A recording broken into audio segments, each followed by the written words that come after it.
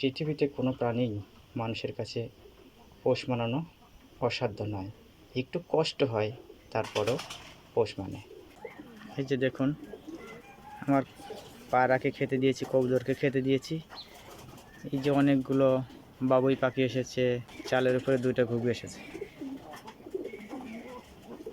একটা বড় পাওয়া, খাও খাও।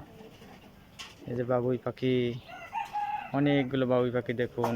এই যে 2টা ঘুঘু, আর যে এখানে আমার যে কবুতরগুলো আছে যে পানি খাচ্ছে, কি চমৎকার।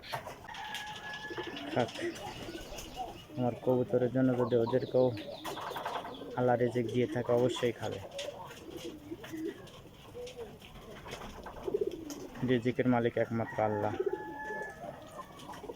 পাথরের মধ্যে যে পোকাটা থাকে তারও রিজিক আল্লাহই দিয়ে রাখেন। মাটির নিচে যে আছে পোকামাকড়, তার রিজিকও আল্লাহই দিয়ে রেখেছেন। অতএব যার হক যেখানে, সেখান থেকে সে খাবেই। দেখুন, হাই ঘুঘু পাখি, খাও সোনারা, খাও খাও।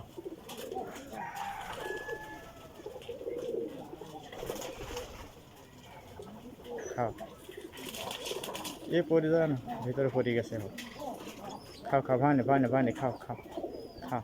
এই যে ভয় পাচ্ছে, এই যে খাও। এমন কোনো প্রাণী নেই যে মানুষের কাছে পোষ মানে না।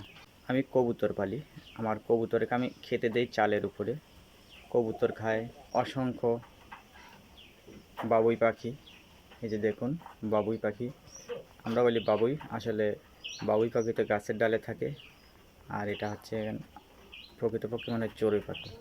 শুধুই বাবুই নয়, এই যে দেখুন একটি টিকটিকির বাচ্চা আমার ঘরে ডিম ছিল, ডিম শীতানে রেখে দিয়েছিলাম, সেখান থেকেই ধীরে ধীরে ধীরে ধীরে বাচ্চা ফুটে বের হয়েছে। সেই বাচ্চাটাও এখন আর ঘর থেকে যেতে চায় না, মায়া হয়ে গেছে। দেখুন আমার হাতের আঙুলে পর্যন্ত আছে, তারপরেও সে যেতে চাইছে না। যদি আঙুলে ফুটতে নেই, যদি কোনো পোকামাকড় দেখে, সে আঙুলে ফুটতে নেই পোকামাকড়গুলো ধরার চেষ্টা করে। সেজন্যই তো বলছি, দেখুন এত সুন্দর একটা টিকটিকির বাচ্চা, সে আমার আঙুলের উপর বসে আছে। নাড়ছি, তারপরও একটুকু ভয় পাচ্ছে না, কারণ সে জানে যে আমি কোথায় আঘাত পাবো।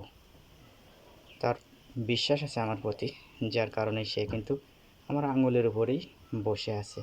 আর আমাদের মানুষ, মহান আল্লাহ তাআলার সর্বশ্রেষ্ঠ সৃষ্টি, সেই সৃষ্টির মানুষ আমরা একজন আরেকজনকে বিশ্বাস করতে পারি না, কারণ আমাদের মধ্যে হিংসা বিদ্বেষই বেশি। আর দেখুন কত সুন্দর, সে নির্দ্বিধায় বসে আছে, কত ভরসায়। সত্যি এক অনন্য অসাধারণ যে একটি সামান্য টিকটিকি তা মানুষের কাছে পোষ মেনে যায়। কেমন লাগলো ভিডিওটি অবশ্যই কমেন্ট করে জানাবেন। সবাই ভালো থাকুন, আল্লাহ হাফেজ।